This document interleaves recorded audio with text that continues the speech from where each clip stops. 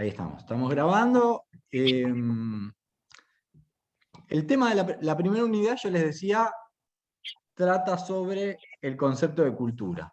Y bueno, como no podía ser de otra manera, la clase de hoy tiene por objetivo introducirnos en torno a este concepto.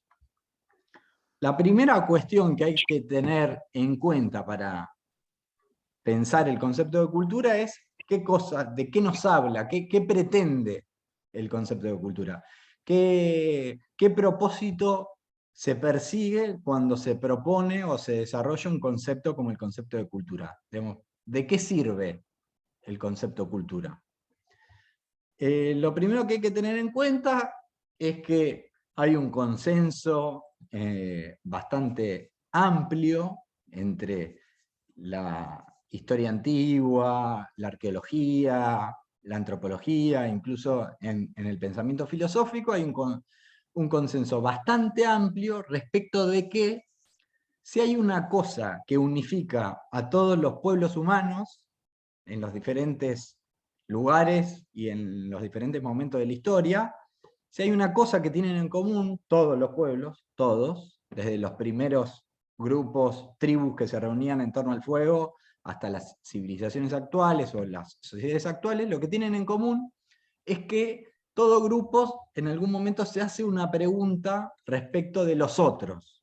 Se hace una pregunta respecto de lo que lo diferencia y lo asemeja a los otros que no son el grupo propio. Digamos, ¿qué tenemos en común y qué tenemos de diferente respecto de los otros? Es decir, la pregunta por la otredad es constitutiva del ser humano. Hay un consenso muy, muy amplio, digamos, de eso. Desde que hay seres humanos que habitaban cavernas, que esas gentes, seres humanos o monos, digamos, primates, en un camino evolutivo que los llevó hacia el ser humano, esos primates ya se preguntaban por qué los diferenciaba de los otros grupos, los que vivían en las otras cuevas, los que bajaban al mismo río. Es decir, eso. Entonces, primera cuestión. La pregunta por lesotres es constitutiva del ser humano. Ha habido diferentes maneras de responder o de elaborar esta pregunta. ¿Cómo pensamos a lesotres? A lo largo de la historia hubo distintos modos. En el mundo occidental hay algunos antecedentes que son muy importantes en el modo en el que pensamos esa pregunta nosotros hoy. Esos antecedentes son, digamos, podemos decirle como tecnologías de conocimiento, tecnologías de saber poder, para pensarlo distinto, para pensarlo diferente. Esas tecnologías son, por ejemplo, las crónicas de viajes, los relatos de viajeros. No sé si el link, no lo ven, el link está en el chat. Y el archivo PDF también. Ahí lo vuelvo a mandar el link. Cualquier cosa, abran el micrófono y díganme. Ahí sí se ve. Genial. Bueno, les decía, relatos de viajeros. No sé si conocen algo. No sé si, por ejemplo, ¿saben quién fue Marco Polo? ¿Saben o no? ¿Les suena Marco Polo? Hay una serie de Netflix que se llama Marco Polo. ¿Saben quién fue, no? ¿Les suena? ¿No les suena? ¿Vieron la serie? Sí, la serie la vi.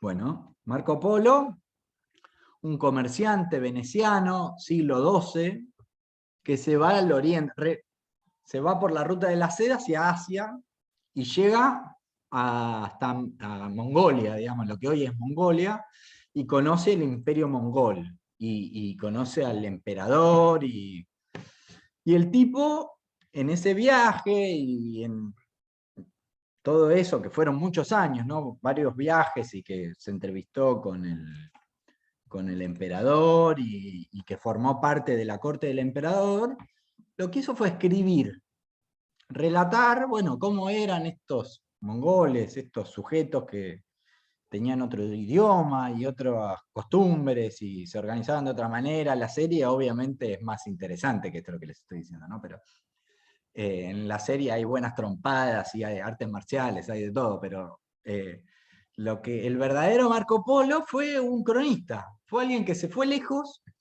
hacia un lugar inhóspito para un europeo, un veneciano del siglo XII, se fue al fin del mundo, digamos, al fin del mundo conocido, o incluso más allá, cruzando la frontera del mundo conocido, se fue hacia lo que en los mapas era tierra desconocida, ¿no? Terra incógnita, dicen los viejos mapas. No sé si vieron alguna vez un mapa antiguo que dibujan los contornos de las ciudades, los ríos, y en un momento empieza terra incógnita, no se sabe qué hay ahí. Tierra desconocida, territorio desconocido. Bueno, Marco Polo fue uno de los primeros que trajo un relato sistemático, trajo algo así, nosotros le podríamos decir, algo así como una monografía sobre esos pueblos lejanos y distantes.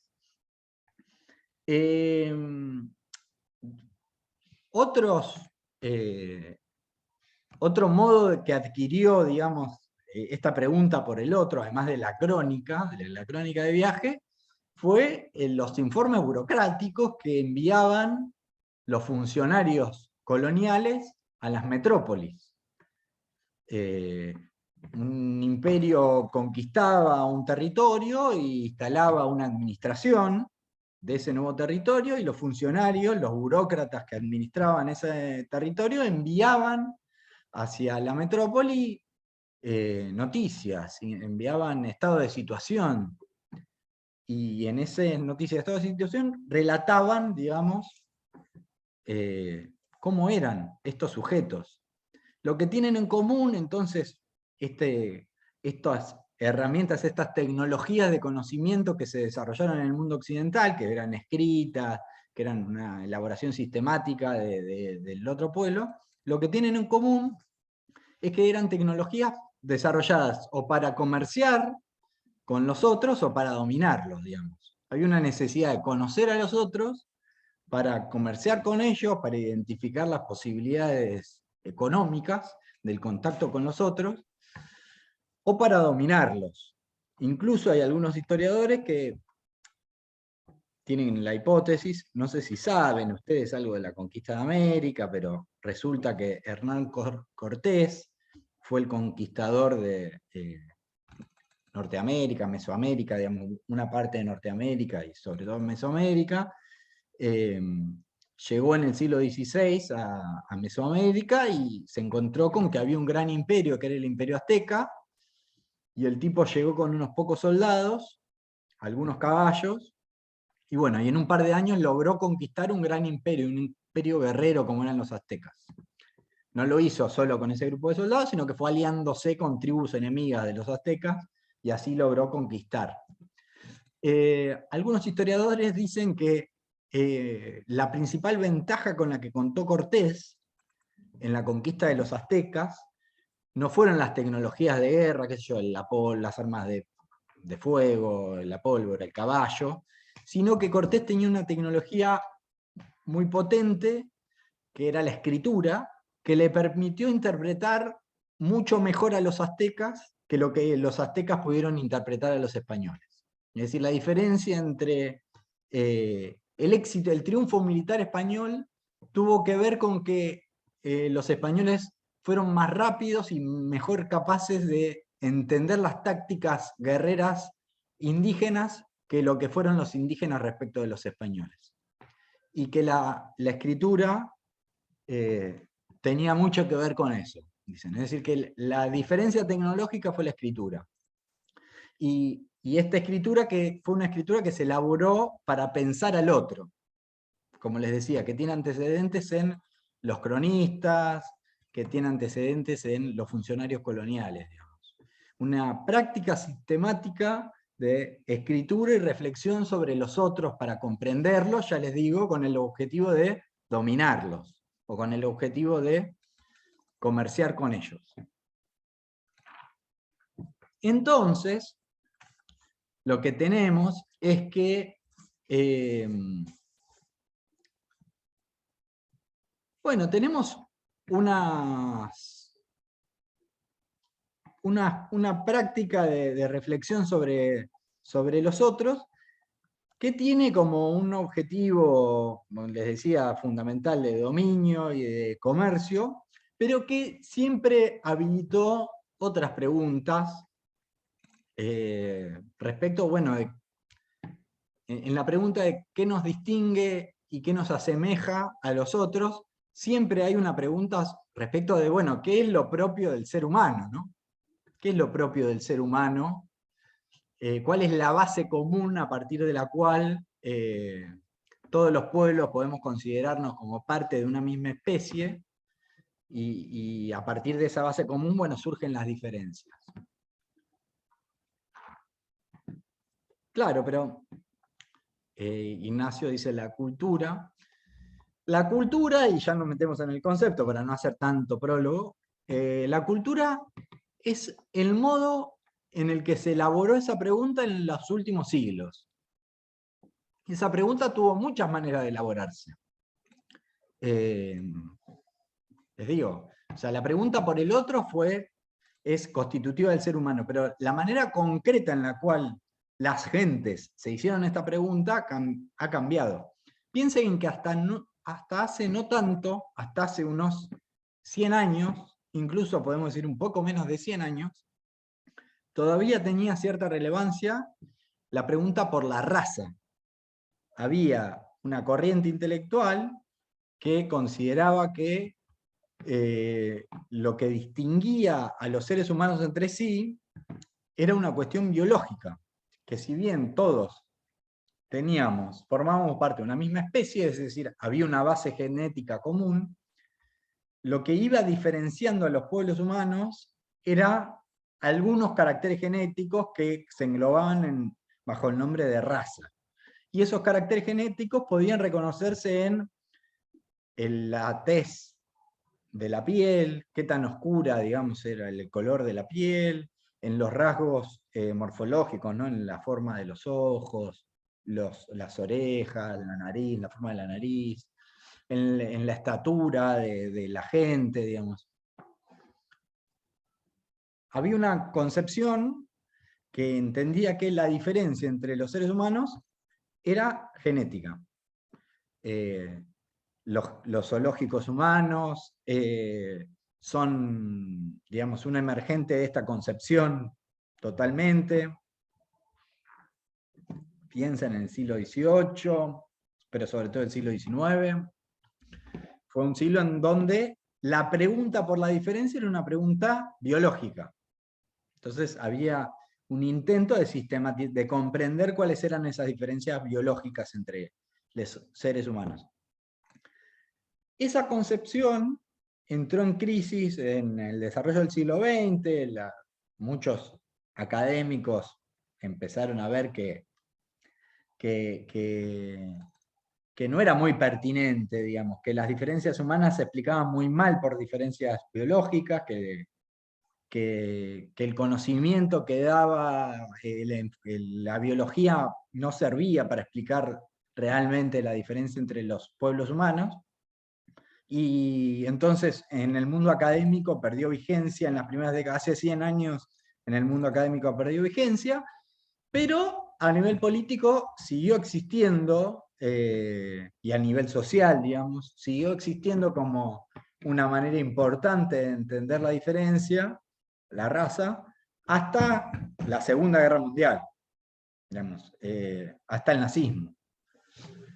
Con la derrota del nazismo, la concepción racial quedó completamente en desuso, nadie siguió pensando en esos términos, e incluso en las últimas décadas, hace 15 años, en los últimos 10 años, la biología genética contemporánea, con unas herramientas mucho más potentes, ¿no?, que las que tenían los genetistas de hace 100 años, con la posibilidad de usar no solo, digamos, microscopios digitales, sino la posibilidad de procesar a través de las computadoras, la información genética, no solo de un grupo humano, sino de comparar la información genética de todos los grupos humanos, de todos los pueblos del mundo, los pueblos actuales, y de comparar la información con los registros arqueológicos, digamos, con esa posibilidad que tiene la genética hoy en día. Bueno, la genética confirmó lo que en las ciencias sociales se sabía hace mucho, que es que las diferencias genéticas explican muy poco del comportamiento humano, digamos. No son predictores de las diferencias entre los pueblos. No se puede explicar por qué un pueblo es monoteísta, digamos, tiene un solo dios, y por qué otro pueblo tiene muchos dioses a través de la información genética. No sirve para eso la información genética. Buenísimo, ahí comparten un documental sobre los zoológicos humanos, sobre el racismo de Estado, digamos, sobre el racismo, la política racial del siglo XIX. Entonces, Ignacio, ¿querés decir algo? Sí, profesor, eso no se nota mucho, por ejemplo, con todas las teorías de superioridad racial que surgen con el pangermanismo, el imperio francés y otros imperios coloniales, cuando empiezan a hacer todas esas exposiciones mundiales que intentan mostrar su imperio y mostrar cómo viven todas esas colonias. Sí, surge, en realidad las colonias, digamos,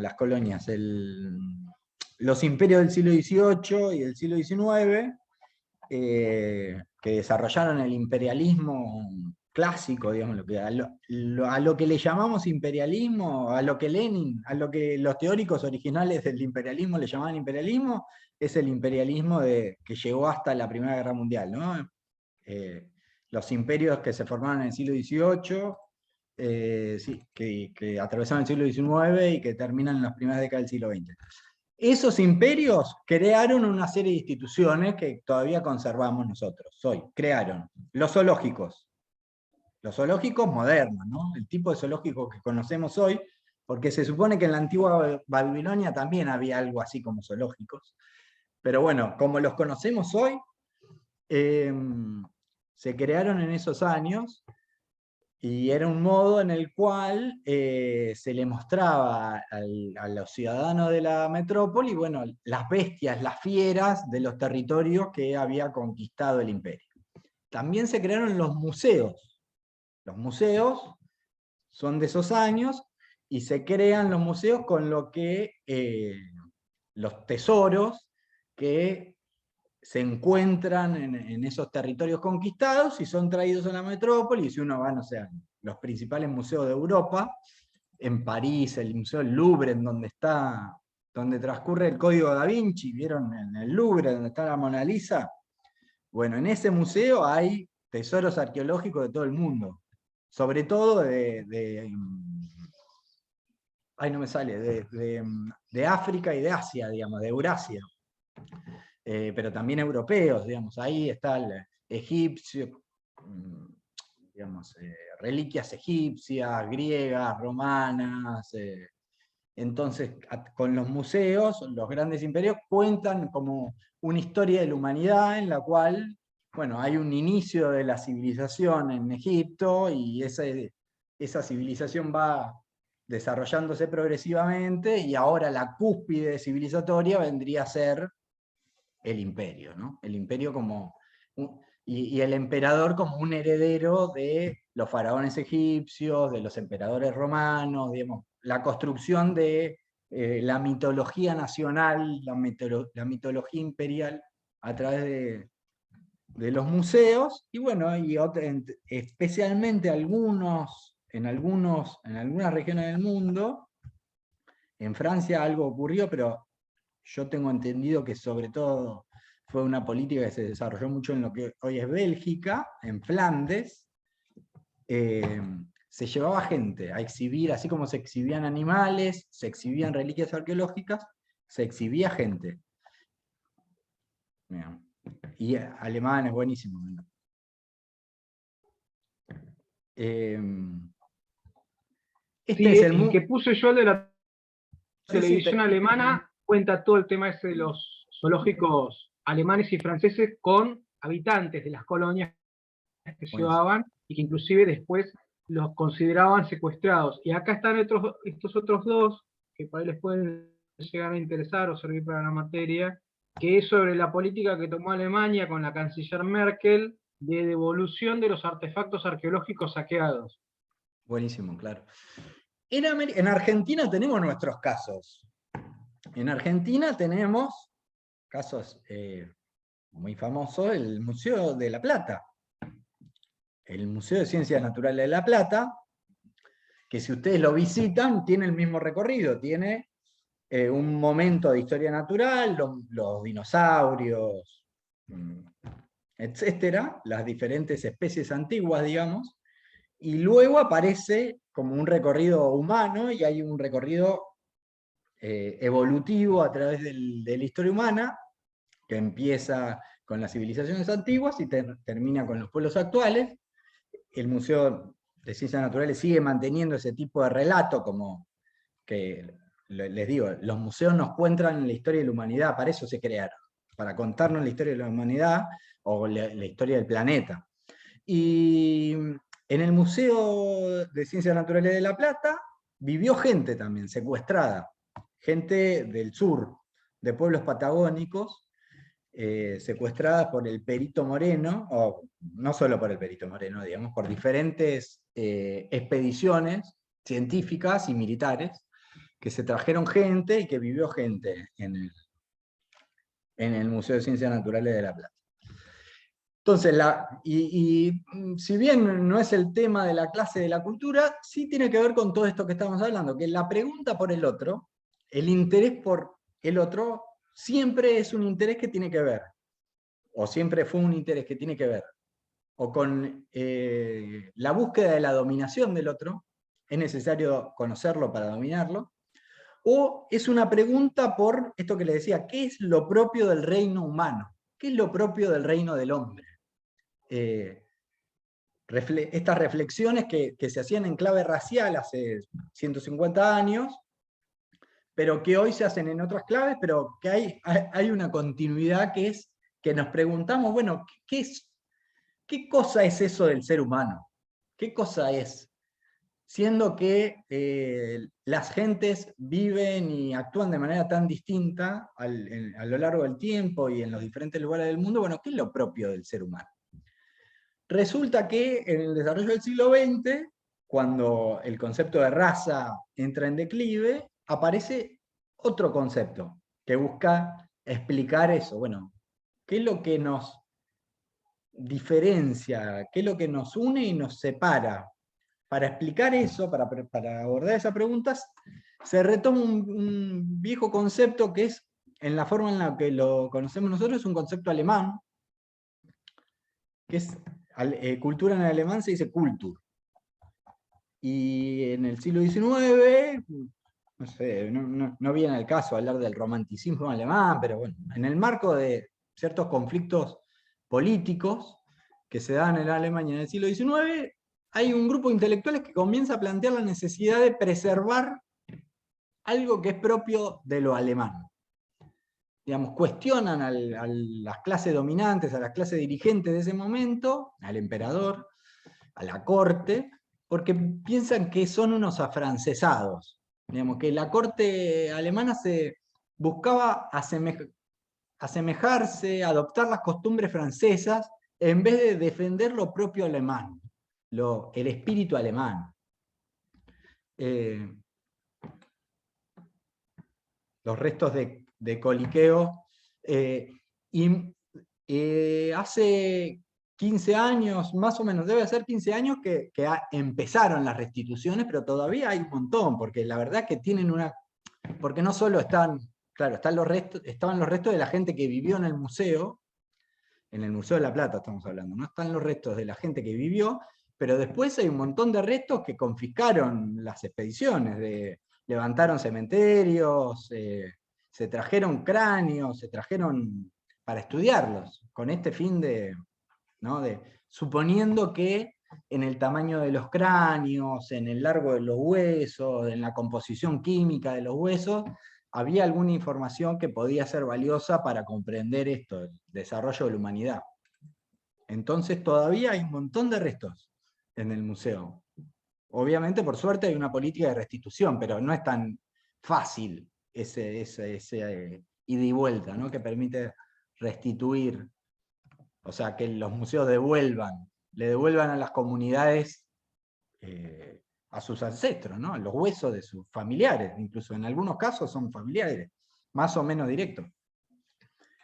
Pero yo les estaba diciendo de cultura, que en términos, la palabra cultura empieza a aparecer y a usarse sobre todo con un interés político en la Alemania del siglo XIX. ¿Qué es esto? Es preservar lo propio, el espíritu alemán, preservar el espíritu alemán.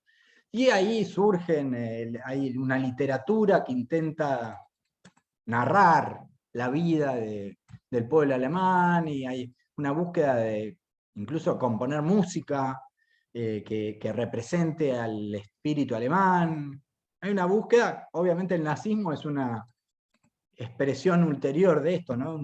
Una pregunta por lo alemán, por lo propio alemán, el nazismo continuó de una manera horrorosa, ¿no? Pero continuó con una tradición que lo antecedía. Pero lo que les quiero decir es que esta palabreja Kultur comenzó a usarse en términos políticos, comenzó a usarse también en términos académicos, en la academia. Comenzó a usarse especialmente en una disciplina, una ciencia social que en ese momento era nueva, que es la antropología, que se desarrolló con este objetivo de estudiar a los otros que no son los europeos. La antropología se desarrolló en Europa para darle desarrollar un estudio académico de los otros. ¿Quiénes son los otros? Los pueblos colonizados, para entender a los pueblos colonizados. Los primeros antropólogos, si bien hubo muchos antropólogos, de los primeros antropólogos que colaboraron con la colonización, eso está bastante demostrado, la verdad es que la mayoría no tenía unos intereses colonialistas. La mayoría de los primeros antropólogos era gente que estaba preocupada por la desaparición de diferentes culturas. Era gente que pensaba que la colonización iba a llevar a la modernización de los pueblos que eran conquistados, y que eso iba a generar que se pierda el lenguaje, que se pierdan costumbres, que se pierdan religión, que se pierdan saberes medicinales. Pensaban los primeros antropólogos que había que apurarse a estudiar a estos pueblos que eran conquistados en África, en Oceanía, sobre todo en África, en Oceanía y en Asia, porque en América ya había naciones independientes en ese momento. Entonces hubo una antropología americana que estudió a los pueblos indígenas americanos, pero la verdad es que los principales estudios clásicos de la antropología no son acá, son en África, en Asia y en Oceanía. Y era gente que estaba preocupada por esto, porque iba a desaparecer un acervo cultural, un acervo humano que iba a desaparecer, que era necesario preservar. Entonces lo que querían hacer era escribir monografías sobre los otros, escribir textos que expliquen, bueno, esta gente se organiza políticamente de esta manera, su lenguaje tiene estas características, los sistemas de intercambio económico son así, su religión es de esta forma, las unidades domésticas se organizan de este modo. Bueno, en una casa vive una sola familia, una pareja de hombre y mujer, o en una casa viven muchas parejas. No sé, digamos, cómo vive ese pueblo, cómo se organiza, cómo comercia, todo por escrito. Eso es lo que se llamó, todavía se llama, la etnografía, que es etno, significa pueblo, grafía significa escritura, es decir, una etnografía es una escritura sobre un pueblo, es una monografía. Básicamente escribir sobre el otro, para poder comprenderlo. Y lo que estos antropólogos quisieron hacer es comprender la diferencia y la similitud entre los pueblos humanos, no en términos biológicos, sino a través de otra cosa, que es esto que llamaron la cultura. ¿Y qué es la cultura? Bueno, lo principal para saber qué es la cultura es que es una cosa que es propia de la actividad humana, no está en los genes la cultura humana. La cultura humana se desarrolla en la vida social, no existe, no está programada genéticamente en nuestro cuerpo. Si a nosotros nos abandonan en una isla desierta, no vamos a comportarnos del mismo modo, no vamos a actuar del mismo modo, no vamos a tener nada que ver, podemos decir incluso, con las gentes que nace y se cría en un determinado pueblo. Incluso, lo que los estudios han ido demostrando, es que el ser humano no solo es un animal que aprende, que tiene capacidad de aprender, porque la cultura es algo que se aprende, ¿no? Si la cultura no es genética, quiere decir que no viene dada, no está en nuestra información genética, sino que es algo que tenemos que aprender. Y lo que han ido demostrando los estudios es que el ser humano no solo es un animal que puede aprender, sino que lo que distingue al ser humano de los otros animales es que el ser humano tiene que aprender, que la información genética que posee es muy básica, no alcanza para sobrevivir. Los seres humanos son los animales que necesitan estar bajo el cuidado de otros más tiempo en el reino animal, proporcionalmente. Es decir, el pichón de humano no se vale por sí mismo hasta después de muchos años de haber nacido. Porque para valerse por sí mismo necesita aprender muchas cosas. ¿Se entiende lo que quiere decir? La información que tiene genéticamente alcanza para muy poco. De hecho, lo que dicen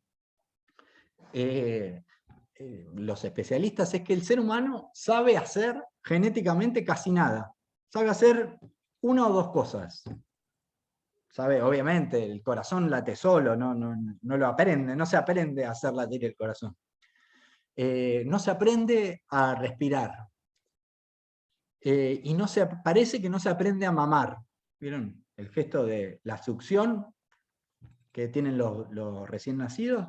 Parece que ese gesto lo tienen todos los recién nacidos en cualquier lugar del mundo y en cualquier tiempo. Pero hasta ahí llega la información genética. De ahí en más, todo hay que aprender. Es decir, el ser humano tiene la capacidad de aprender el lenguaje, decimos, ¿no? Pero el lenguaje no está genéticamente determinado.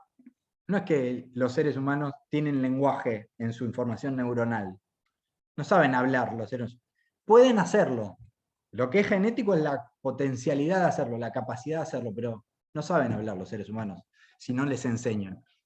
Incluso más sorprendente que esto es que los seres humanos ni siquiera se paran erguidos por sí mismos. No está en los genes del hombre, de la mujer, en los genes humanos, pararse erguido.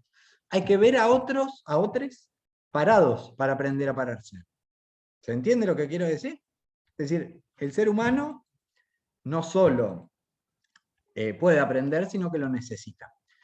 Y lo que fueron demostrando los estudios es, bueno, ¿por qué esto es así? Esto es así porque el ser humano es un bicho, un animal, que se formó genéticamente en un entorno cultural. Es decir, no es que primero el mono evolucionó en hombre, en ser humano, y luego esos seres humanos, ya constituidos biológicamente, desarrollaron cultura, desarrollaron lenguaje, desarrollaron mitos, desarrollaron herramientas, sino que nuestros ancestros monos, los primates ancestros, tenían cultura. Es decir, lo que fue transformando al primate, lo que fue llevando a la evolución de los primates, en parte fue la cultura. Hay muchos factores que explican por qué desapareció el Neandertal, ¿no? o por qué el Australopithecus desapareció hace 1.000.000 de años. Pero entre esos factores, lo que explica la transformación y la evolución es la cultura. Es decir que, primero, los monos empezaron a desarrollar herramientas de piedra, hachitas, puntas de flecha, y en esa práctica de desarrollar herramientas fueron adquiriendo motricidad fina, fueron desarrollando las conexiones neuronales que permiten la manipulación fina, que es algo que distingue a los seres humanos de los monos, por ejemplo, ¿no? La capacidad de hacer herramientas que solo se pueden hacer con motricidad fina, que los monos no tienen esa capacidad. Bueno, no es que primero se desarrolló la capacidad y luego se desarrollaron las herramientas, sino que el trabajo sobre las herramientas fue desarrollando la capacidad genética. Lo mismo el tamaño del cerebro. No es que primero creció el cerebro y luego hubo lenguaje, sino que el desarrollo del lenguaje fue haciendo que el tamaño del cerebro de los cráneos de esos primates vaya creciendo. Entonces, bueno, el ser humano se desarrolló en un entorno cultural y por eso necesita la cultura para constituirse, para completarse. El ser humano es un ser incompleto. Eso es lo que nos dicen los estudios. Está incompleto. Se completa, se complementa, se constituye en un entorno cultural. Es decir, no hay humanidad sin cultura. No hay algo humano por fuera de la cultura. ¿Qué es lo humano que está por fuera de la cultura? Nada. Uno diría, bueno, qué sé yo, los seres humanos necesitan alimento. Si no ingieren alimento, nutrientes, X cantidad de nutrientes diarios, 2.000 calorías diarias, bueno, se mueren. Sí, claro, el aparato biológico humano necesita alimento, pero ¿qué alimentos? ¿Y cómo es el proceso de ingerir esos alimentos? Es absolutamente cultural, es algo aprendido. Es distinto entre los diferentes grupos. Les decíamos, bueno, no sé, piensen en la actividad humana que se les ocurra y, no sé, ¿ustedes piensan que hay algo, se les ocurre algo que es esencial de lo humano, que es común a todos? No sé. Bueno, si se les ocurre algo que algunos piensan, no sé, el amor maternal, dicen algunos, ¿no? El amor de la madre con su cría. Bueno, no, eso no es. Lo lamento, no. Es cultural, es aprendido. ¿Cómo? Es aprendido. En diferentes grupos humanos, la cría se cuida de diferentes maneras. En diferentes momentos de la historia ni siquiera amamantaban las madres de ciertos sectores sociales, ¿no? Ni siquiera amamantaban, o sea, el amamantar no tenía nada que ver con el amor, en algunas concepciones. Cero que ver con el amor. De hecho, las madres de leche, las nodrizas, de hecho, uno puede decir, bueno, pero ahí, ok, el amor madre e hija no es esencial del hombre, sino que es cultural. Pero la capacidad de amar, uno podría decir, bueno, los seres humanos pueden amar. Bueno, tampoco, porque eso que llamamos amor, tenemos una clase en donde algo de esto vamos a poder ver. Eso que llamamos amor es un tipo de afecto, de afectación, de emotividad, que es muy moderna, no existía hace 500, muy moderna es que tiene algunos siglos, no es que tiene 50 años, tiene unos 5 siglos. Pero hace más de 5 siglos, ni remotamente a nadie se le ocurría que una persona se completaba con otra, esa idea de la media naranja, del amor romántico, de la conexión romántica entre las personas, el amor como una fuerza que es indetenible, ¿no? Como una pulsión interna que las personas no pueden detener y que les permite superar los obstáculos, qué sé yo, los amores prohibidos, que como el amor es tan fuerte logran vencer esa prohibición. Bueno, eso no existía ni remotamente antes. A nadie se le ocurría que una persona le pasara eso por el cuerpo. Y hoy, bueno, se vive como algo más o menos naturalizado. Entonces, Punto 2, si quieren, de la clase. Punto 1 es este relato de dónde viene la pregunta por el otro. Punto 2 de la clase es: la cultura es constitutiva del ser humano. No hay nada de lo humano fuera de la cultura. Entonces los antropólogos, los primeros antropólogos, buscaron un modo de conceptualizar algo que distingue a los grupos humanos entre sí, que no es biológico, que es aprendido, que es construido por los seres humanos, que le llamaron la cultura, y ese elemento que llamaron la cultura es constitutivo del humano. No hay nada por fuera de la cultura. ¿Hasta ahí vamos? Dos o tres, un ejemplito más de la cultura como constitutiva y pasamos a otra cosa. Ni siquiera es natural la experiencia de nuestro propio cuerpo. Lo que nos da placer, lo que nos da dolor, bueno, hoy les decía la emotividad, lo que nos enoja y lo que nos alegra, es cultural. Hay incluso algunos estudios que aportan alguna información sorprendente. Hay una antropóloga clásica, también como una de las madres fundadoras del feminismo moderno norteamericano, que se llama Margaret Mead, una feminista que lo que se propuso es estudiar otros pueblos para intentar demostrar que en otros lugares del mundo las mujeres no eran amas de casa. O sea que eso de que las mujeres son amas de casa y que se dedican a criar hijos no es natural, sino que es una convención de la sociedad norteamericana de las primeras décadas del siglo XX, que en otros lugares era distinto. Entonces se va a estudiar a Samoa, a Oceanía, a las Islas Samoa. Y escribe un libro que es bastante famoso, que se llama La adolescencia en Samoa, que está centrada sobre las mujeres adolescentes de ese pueblo. Y dice muchas cosas muy sorprendentes. Una de las cosas más importantes que dice, o que a mí me resulta más importante para contar acá, es que la menstruación en Samoa no tiene ningún valor. Obviamente en ese pueblo estaba la concepción de que a partir de que una mujer menstrua, puede tener hijos. Eso era así, digamos. Las mujeres samoanas sabían que cuando menstruaban significaba que a partir de ese momento podían quedar embarazadas. Pero no tenía ningún valor en el sentido de no había el reconocimiento de que eso cambiara en nada el carácter de las mujeres. A nadie se le ocurriría en Samoa, digamos, decirle a otra mujer, estás mal porque estás menstruando, digamos. Eso a las mujeres samoanas no les pasaba. No solo que no les pasaba, que no les cambiaba el humor, sino que ni siquiera era un momento doloroso. No había ni siquiera un registro del dolor.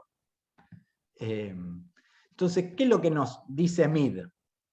¿Qué es lo que nos dice Mead? Mead no es que nos dice, las mujeres norteamericanas son débiles, no sé, tienen un problema.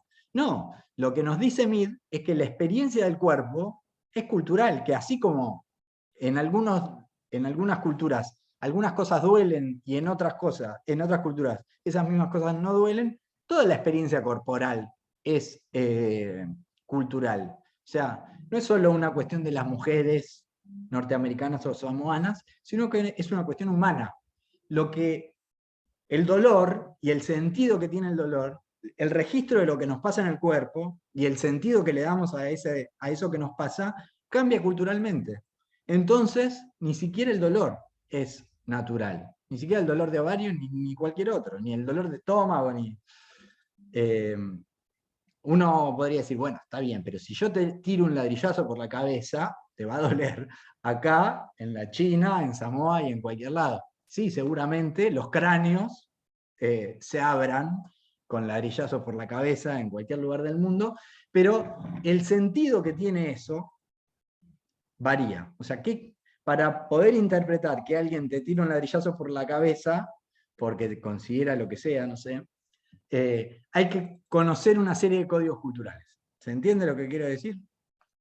Es decir, no hay nada del humano que esté por fuera de la cultura, ni siquiera el dolor. ¿Hasta ahí vamos? ¿Sí? ¿No? Sí.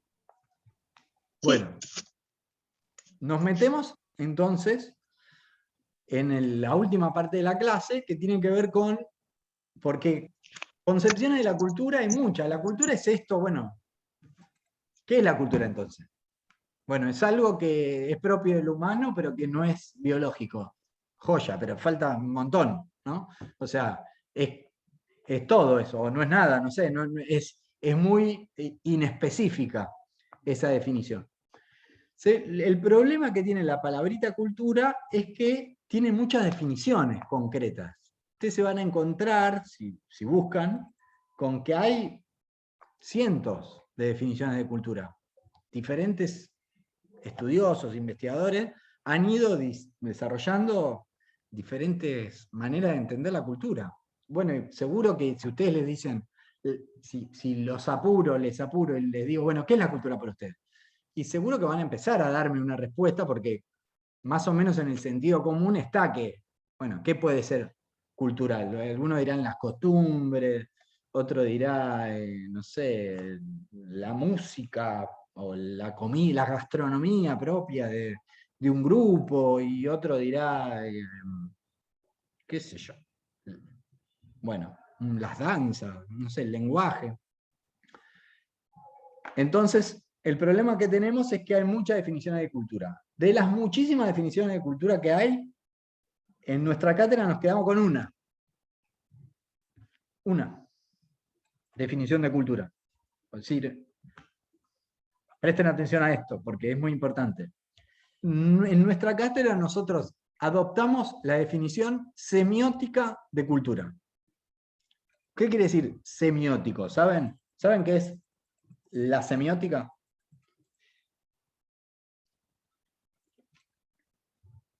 ¿Saben? ¿No? ¿Sí? ¿Sabe? ¿Alguien sabe qué es la semiótica?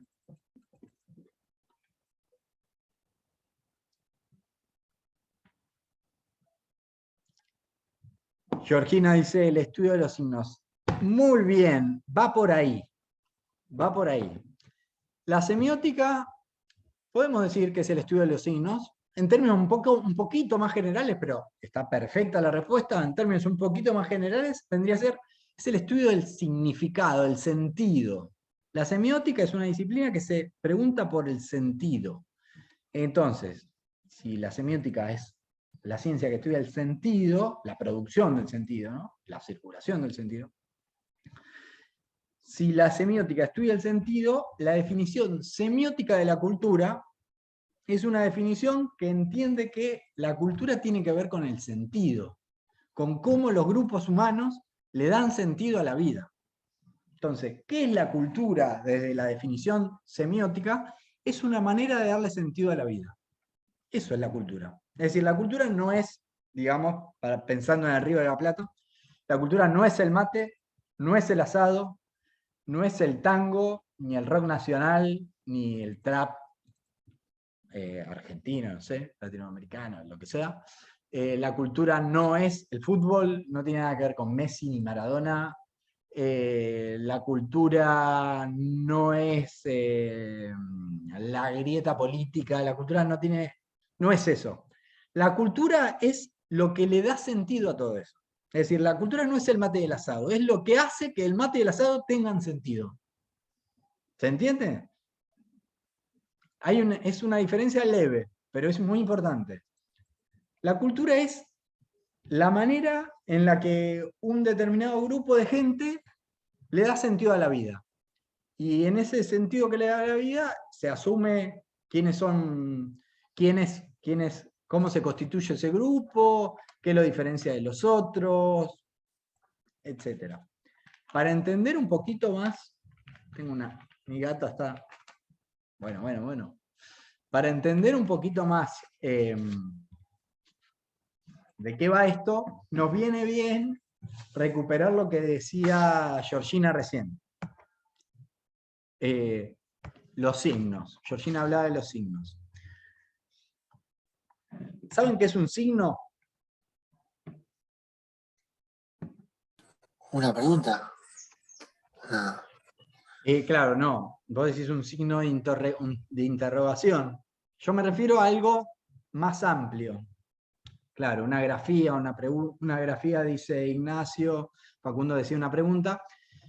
Un signo, hay signos de diferentes clases de signos, ¿no? El signo de interrogación es una clase de signo. Pero yo me refiero a algo un poco más amplio. Un signo es algo que está en lugar de otra cosa. Es un poco difícil. Es una pavada, no se preocupen, pero síganme.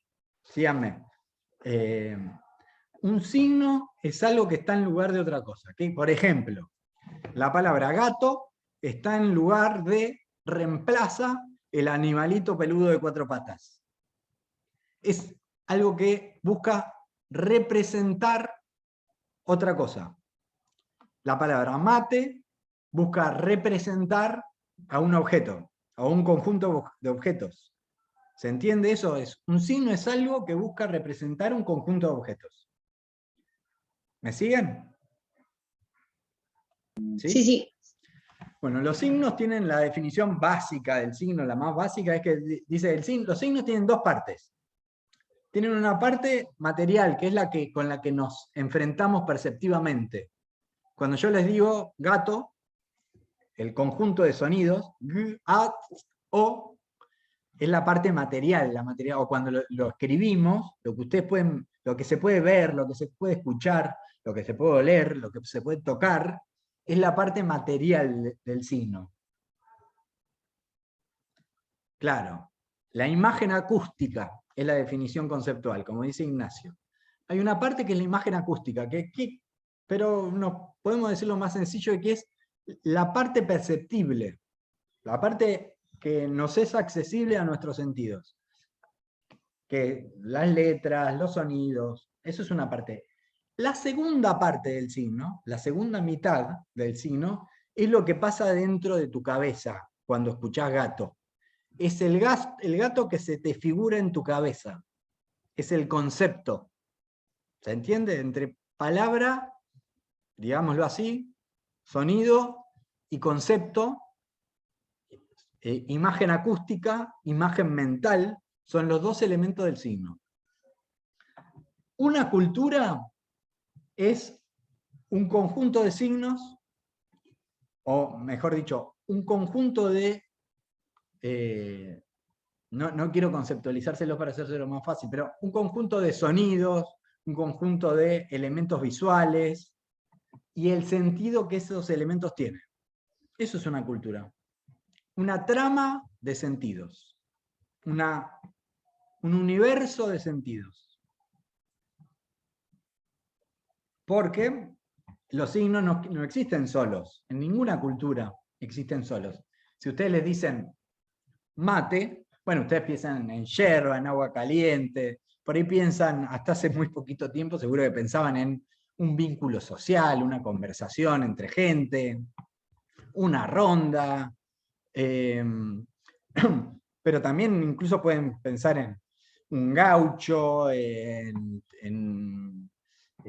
no sé, y la asociación de cosas los puede llevar, la cabeza los puede llevar libremente en gaucho y en caballos y en doma de caballos, y pueden pensar, eso lo lleva a pensar en Cosquín, y pueden pensar en grupos de música que tocan en Cosquín rock, no sé, y en ríos y en sierras cordobesas, digamos, y la cabeza vuela y asocia, y la cabeza de la gente siempre vuela y asocia cualquier cosa, ¿no? Pero la verdad es que las cabezas no vuelan y asocian cualquier cosa, sino que asocian en un universo de sentidos más o menos limitado. ¿Se entiende lo que les quiere decir? Nos movemos, incluso cuando se nos va la cabeza libremente, nos movemos en el marco de un universo de sentidos que nos pone la cultura. ¿Sí? ¿Sí? ¿No?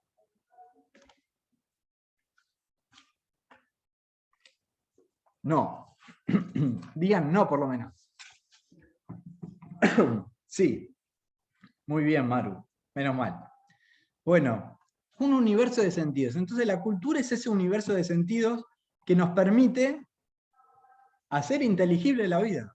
O sea, estar acá, sentados, no sé en dónde están y cómo están, pero yo les cuento. Estar acá sentado, decir, bueno, esto que tengo acá es una mesa, esto que tengo acá, a este aparato al que le estoy gritando como un loco, es una computadora. Acá, a mi costado, tengo una gata que está sentada encima de mis apuntes, tengo un mate, esto es una clase, aunque no lo parezca, esto es una clase universitaria, la universidad pública, yo estoy trabajando y me gano el sueldo de esta manera, digamos, todo eso que yo puedo interpretar es información que me viene dada por la cultura. Son elementos de los cuales yo me puedo valer para interpretar la vida, pero así como les digo esto, cualquier cosa. Yo salgo a la calle y veo, bueno, hay aparatos que se mueven y hay veredas y calles y hay gentes y si yo quiero comprar algo, manejo plata, digamos. Cada cosa, cada acción que yo quiero llevar adelante está conformada por sentidos. Cada cosa tiene un sentido que yo interpreto. Por eso cuando nos vamos a un lugar muy exótico, es todo tan abrumador. No sé si han estado en algún lugar muy exótico, y si no, véanse una película. Fíjense que en las películas los yanquis o unos gringos se bajan de un autobús en una ciudad latinoamericana o de la India o en África, se bajan en algún lugar exótico y se sienten abrumados porque es puro caos. Gente, grito, ruido, no entienden, los olores son fuertes, porque no tienen las herramientas para darle sentido a ese caos, para interpretar qué cosa es un peligro, qué cosa es si les están ofreciendo ayuda, si están en peligro, digamos. Esa información te lo da la cultura.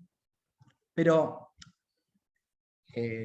la cultura nos da incluso información mucho más básica, mucho más elemental, con la cual nos valemos para vivir.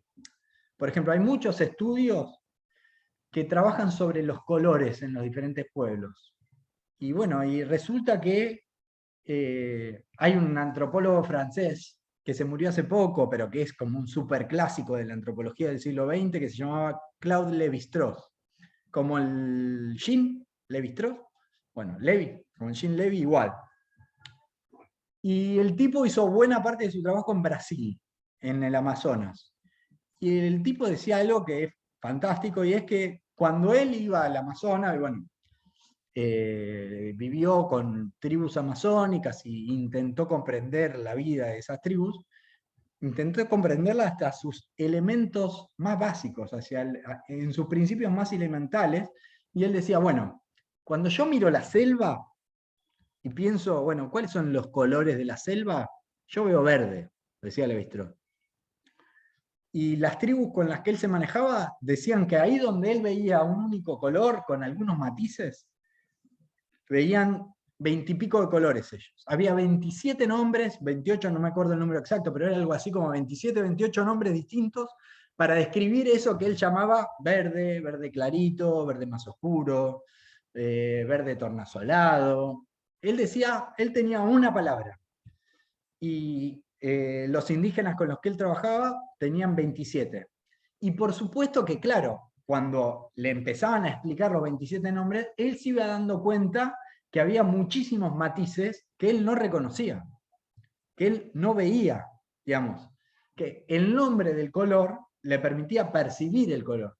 ¿Qué es lo que quiero decir? Que eso que vemos y eso que no vemos también está organizado por la cultura. O sea, nuestra capacidad de ver. ¿Se entiende lo que les quiero decir? Que si a ustedes, no sé, no sé cómo es su vida religiosa, pero vieron que hay alguna gente que encuentra manifestaciones del Espíritu Santo en algunos fenómenos, y hay otra gente que ni remotamente nunca jamás se le ocurriría que hay una manifestación del Espíritu Santo. O sea, que hay una entidad, una fuerza, que existe y que se manifiesta en un lugar y está ahí, y para quienes profesan esa fe, pero quienes participan, digamos, de esa manera de entender la vida, no hay ninguna duda que eso está ahí. Y hay otros que no ven nada, que no tienen ese, y ni hablar con otras religiones un poco más distantes de la nuestra, digo, el Espíritu Santo, como seguro cualquiera de nosotros conocemos gente que participa de alguna religión de esta característica, digamos, gente más o menos cercana a nosotros, pero imagínense otras religiones en donde ven manifestaciones de deidades que no hay manera, digamos, manifestaciones de deidades, me refiero a fuerzas que definen la vida y la muerte, que no hay manera para otros de verla. No solo entenderla, sino de verla, reconocer que está ahí. Pero bueno, les decía, fuerzas naturales, pero también colores o reconocer animales, sabores, sonidos, nuestra capacidad perceptiva, digamos, lo que podemos ver, oler, tocar, reconocer, interpretar, está definida por la cultura. No sé si escucharon alguna vez como hay unos juegos paradójicos que intentan enseñar algo de filosofía, ¿no? Pero si alguna vez escucharon esa pregunta, bueno, imagínense un bosque desierto donde no hay nadie y hay un árbol que se cae. ¿El árbol hace ruido o no hace ruido? Bueno, uno diría, la capacidad física de generar vibraciones sonoras, seguro que existe. Pero si no hay nadie que lo escuche, si no hay nadie que pueda interpretar eso como un árbol cayendo, el árbol se cae, o sea, si no tiene una manifestación en la vida humana, bueno, existe, pero en un plano natural, qué sé yo. La cuestión es cómo ingresa un fenómeno en la experiencia humana. Y ese fenómeno, los fenómenos, las cosas, lo que ocurre, lo que sucede, la existencia, ingresa en la experiencia humana a través de la cultura, codificada por la cultura, con un sentido, ingresa con sentido. Digamos, no son simples árboles cayendo, son ráfagas de viento que tiran los árboles, son manifestaciones divinas que tiran los árboles. Es el trabajo de leñadores que tiran los árboles. Es un castigo, es una bendición, es una casualidad. Los fenómenos ingresan en la experiencia humana codificados, si no, no existen. Simplemente no los podemos ver, no tenemos la capacidad para reconocerlos y no los vemos. Seguro que, imagino que a todos nos ha pasado muchas veces a lo largo de nuestra vida, que entendemos algo, nos explican algo y lo entendemos, y de repente empezamos a ver que eso que entendimos, tardíamente, tenía un montón de manifestaciones previas que estaban ahí, pero simplemente no éramos capaces de verlas. A veces muy burdas, están ahí, es como el elefante en el bazar, que no ves. Bueno, la cultura, no hay nada de lo humano fuera de la cultura también en este sentido. Nuestra capacidad perceptiva más básica está definida por la cultura si la entendemos de este modo como trama de signos, como Clifford Geertz, que es el antropólogo norteamericano que propuso esta definición, que es el link que yo les compartí, es el link de un libro de Clifford Geertz. Clifford Geertz nos decía, la cultura es un sistema de signos. Varias definiciones de Geertz en el desarrollo del libro. Una es, la cultura es un sistema de signos. Otra definición es, la cultura es una trama de significación. En concreto es lo mismo. Trama de signos, sistema de signos, trama de significación. Hay otra definición que es muy importante, que da Geertz, que nos dice que la cultura es un código. La cultura es un código. Pero es un código muy particular.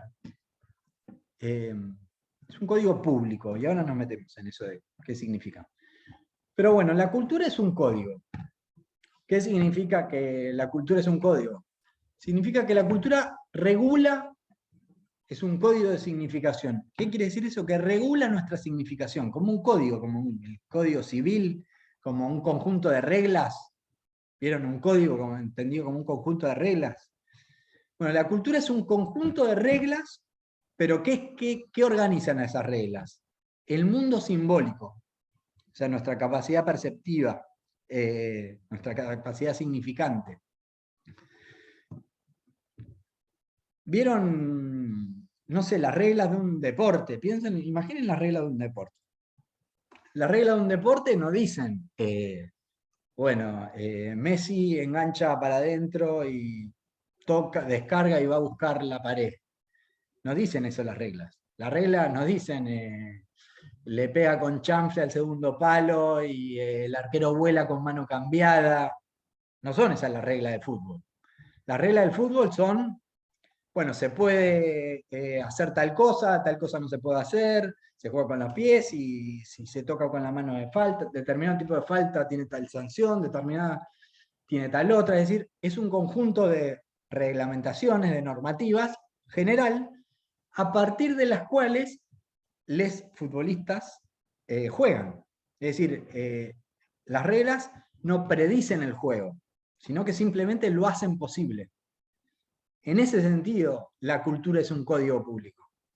La cultura no nos dice qué tenemos que pensar, qué tenemos que interpretar de una situación, cómo tenemos que actuar, qué podemos decir y qué no podemos decir. La cultura nos establece un conjunto de reglas generales a partir de las cuales la gente actúa, piensa, vive, pero no prescribe la cultura qué tenemos que hacer. ¿Se entiende? Es decir, la cultura establece el marco del intercambio, es como el piso común.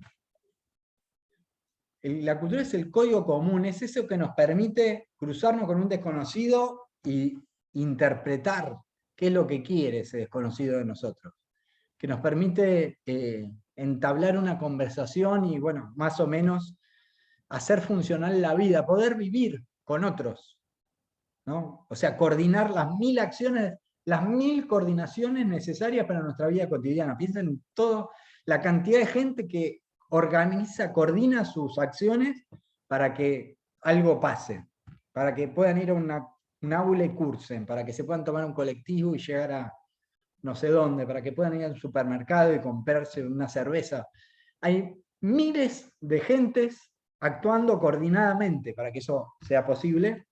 Bueno, la cultura es el código común que permite que todas esas acciones se ensamblen, más o menos, porque tampoco es que todo funciona tan prolijamente.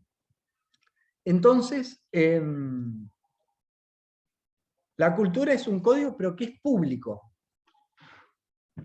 ¿Qué quiere decir que es un código público? Que es accesible para todos, que no está en ningún lado, que está en todos lados al mismo tiempo, que no es de alguien. En algún punto, esto es una metáfora, la cultura es como la lengua, digamos. La lengua, vieron que uno va a la escuela y aprende sujeto, verbo, predicado, qué sé yo. Pero la verdad es que el lenguaje no se aprende en la escuela, se aprende mucho antes. La única manera de aprender el lenguaje es hablando y participando de conversaciones. Y si bien todos más o menos hablamos la misma lengua, también es cierto que cada uno de nosotros tiene vamos creando nuestro lenguaje particular, personal, vamos dándole nuestra impronta al lenguaje. Y también existen como pequeñas comunidades de lenguaje, y qué sé yo, el lenguaje del club no es el mismo que el lenguaje de la universidad, y el lenguaje de la universidad no es el mismo que el lenguaje de la unidad básica de la política, y el lenguaje de la unidad básica no es el mismo del grupo de los pibes de la esquina. ¿Se entiende? O sea, hay universo de lenguaje que se van creando algunas instituciones y a veces de manera informal. Claro, se van creando pequeños dialectos. Y nosotros, las personas, participamos de esas diferentes comunidades de lenguaje. Bueno, la cultura... Perdón. Y entonces, hablamos de múltiples pequeñas comunidades de lenguaje y hablamos nuestro propio idioma personal. Pero todos nos entendemos. Todos hablamos del mismo idioma.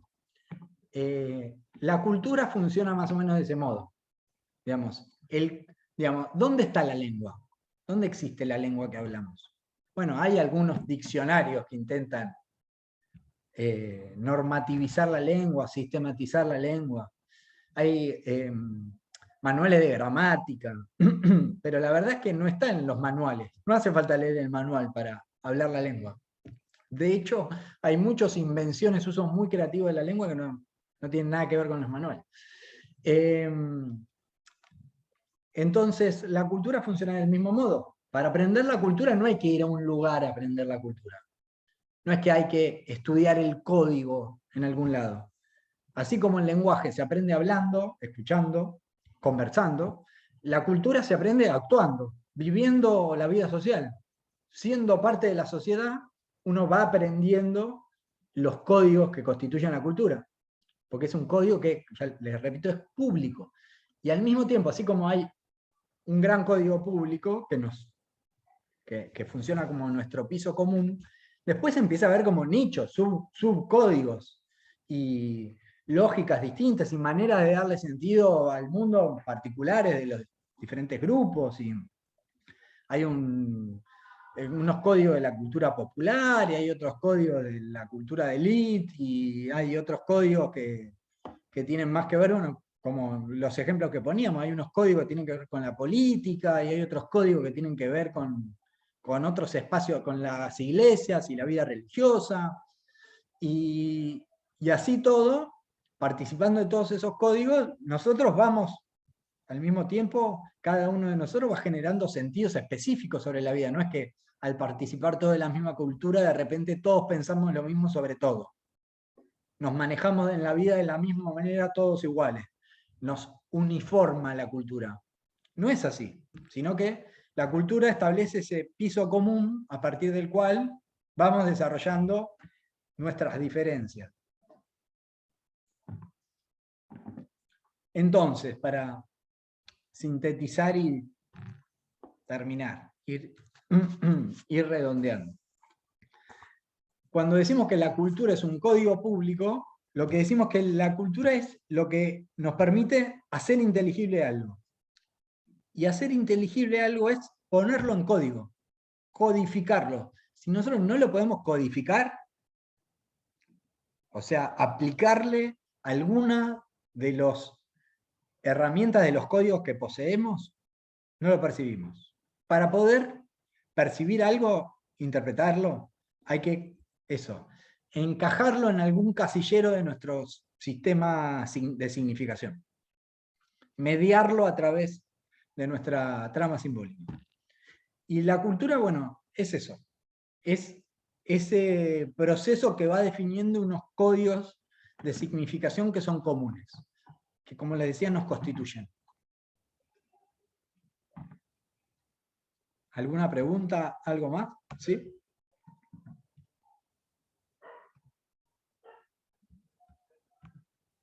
¿Cómo estamos? No, hasta ahora se entendió todo. ¿Sí? Bueno, si más o menos todo esto quedó claro, esto vendría a ser el tema de la clase 1, que es el concepto de cultura. La clase 2, que tienen el jueves, tiene por objetivo complicarles un poco la vida. Ahora les voy a pasar acá.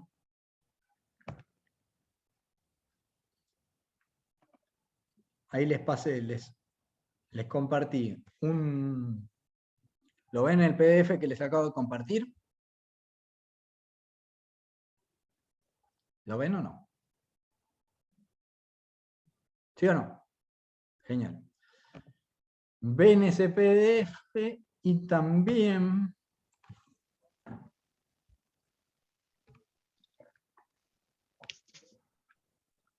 A ver, ¿dónde les puedo pasar el texto? Ah, ya sé. Ya sé.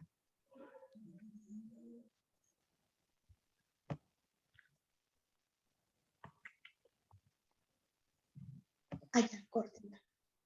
Baja. También tienen que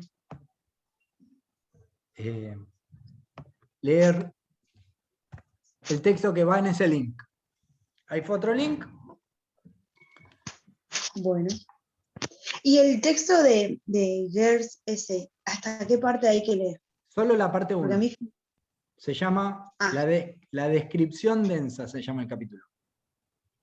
Esto,